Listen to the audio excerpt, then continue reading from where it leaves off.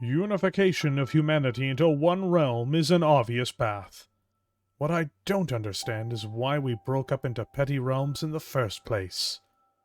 Lord Ian Cameron, to his High Advisors, 2599. Welcome to the second part of our series giving an overview of the Star League. This video is meant to cover the final unification of the Star League through force. With the uniting of the six great houses of the Inner Sphere into an economic, security, and political pact, the Star League was cemented in 2569 with the Treaty of Huega, which brought the final house into the pact, the Draconis Combine. For the people of the Inner Sphere proper, it was an exciting time.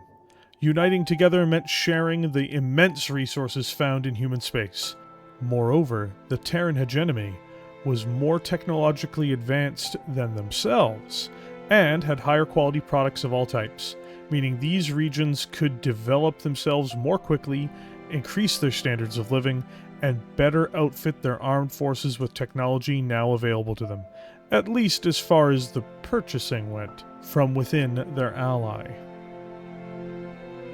The benefit for Terra was essentially its role as mediator between the houses, as well as being in essence the central authority in most respects.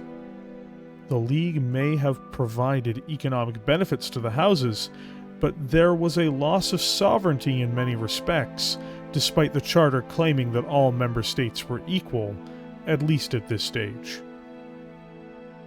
As much as for mutual protection as it was for policing, the SLDF, after its formation, produced large numbers of troops in every region of the Star League. It's also important to note that each house had their own militias as well, but were eventually throttled and limited to their size and scope as to prevent insurrection, though this would not happen for some time. This, of course, also displays that the Star League was not entirely an organization for mutual cooperation between equals as it claimed, and that the Terran hegemony and the First Lord of the Star League had more influence and institutional power than other lords. Unfortunately, the largest state in the history of man, the Star League, sought to dominate the peripheral states, as planned by House Cameron. These states, the Taurian Concordat, the Magistracy of Canopus, the Rimworld's Republic, and the Outworld Alliance had refused offerings to join the Star League after its unification.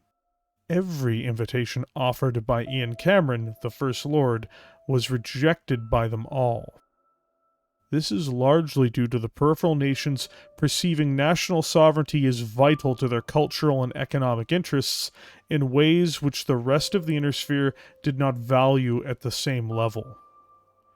It's also noteworthy that the spheroids in the Great Houses largely despised their peripheral counterparts, and the feeling was mutual. It's also interesting to note, while the Inner Sphere states viewed Terran goods as being of higher quality than their own, the Periphery nations had advanced in this time in a much less lopsided way than their Star League-bound allies. Many peripheral goods, industrial and civilian, were on par with their Terran counterparts, or even in some cases superior. The Periphery nations opted not to back down. This would lead to spiraling tensions, which led to sanctions, creating problems economically for both the Star League and the Periphery. War games on the border, which didn't go well, mind you, as well as digging in by the Periphery nations, led to the result, eventually, which Ian Cameron had wanted.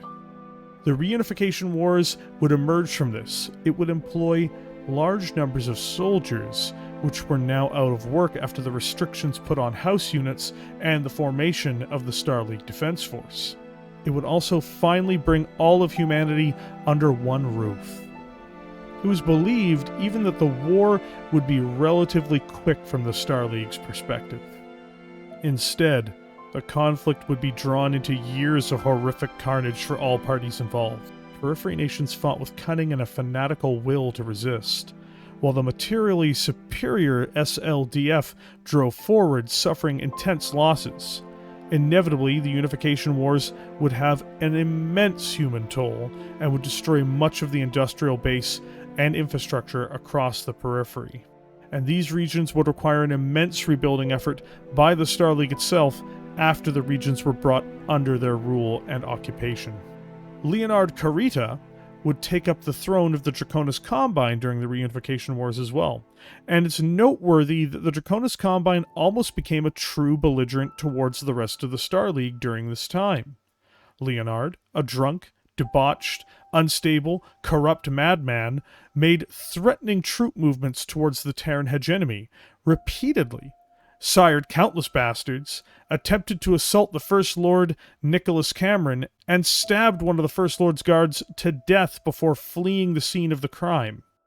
The woman was named Tanya Kerensky, and ironically this gave her family the title Defender of the First Lord for her defending Nicholas Cameron. This act ensured them the right to attend any university or military academy going forward. The lasting impact behind this changed the course of history in the Inner Sphere, as the Kerenskys would become among the most prominent families in the history of it, as well as outside of the Inner Sphere. Leonard would return to the Combine and begin preparing for war, organizing his troops and fleets. His family would caution him against this action, and his own sister would commit suicide in shame for his behavior. This had no impact on him in the slightest, as he continued to aggressively prepare for war. He would be killed by his own family before things could escalate further. With his death marked the true, though unofficial, end to the Reunification Wars. By their end, every major political entity in human space, barring organizations which existed in the deep periphery and had sparse to no contact with the Inner Sphere, were now under the rule of the Star League. What followed the war was an era of peace, Pax Terrana, the good years. Almost 150 years of consistent peace followed, despite plots and machinations that may have appeared within the enormous political and economic structure that was the Star League. Thank you for joining me here today. If you enjoyed this content, please consider liking this video and subscribing to the channel. In the next video, I'll be talking about the Age of Peace within the Star League itself.